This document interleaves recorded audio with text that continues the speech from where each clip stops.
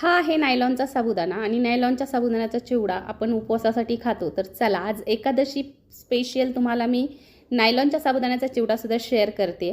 आणि छान असं कडकडीत तेल तापवून घ्यायचं आहे, मीडियम गॅस करायचा आहे आणि त्याच्यानंतर थोडे थोडे हे साबुदाणे टाकून तळून घ्यायचं आहे. एकदम छान तळायचेत, अगदी हळूवार तळायचेत, घाई करायची नाही, नाहीतर मग या साबुदाण्याने तुमच्या एखाद्याचा दातसुद्धा पडू शकतो.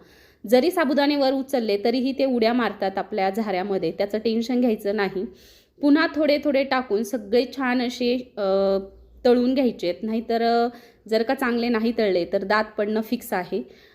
साबुदाणे तळून झाल्याच्या नंतर आपल्याला शेंगदाणेसुद्धा यामध्ये टाकायचे आहेत. तर थोडे थोडे शेंगदाणे करून शेंगदाणेसुद्धा मी तळून घेतलेले आहेत.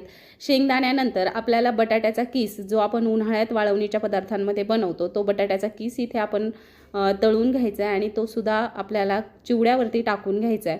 बटाट्याचा किस झाल्याच्या नंतर तेल कमी करायचं आहे आणि त्यामध्ये आपल्याला मिरचीसुद्धा हिरवी टाकून घ्यायची आहे, छान फ्राय करून, कच्ची ठेवायची नाही, नाहीतर आपला साबुदाण्याचा चिवडा जो आहे तर तो सादळेल, मऊ पडेल.